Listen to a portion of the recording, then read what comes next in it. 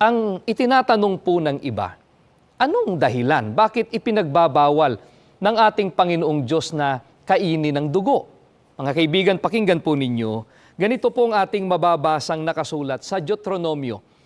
Sa 12:22 hanggang sa talatang 23, ganito ang sinasabi. Kung paano ang pagkain sa maliit at malaking usa ay gayon kakanin, ang marumi at ang malinis ay kapwang makakakain niyaon. Lamang ay pagtibayin mong hindi mo kakanin ang dugo sapagkat ang dugo ay siyang buhay at huwag mong kakanin ng buhay na kasama ng laman. Ang sabi po sa atin ng Biblia, ang dugo ay siyang buhay.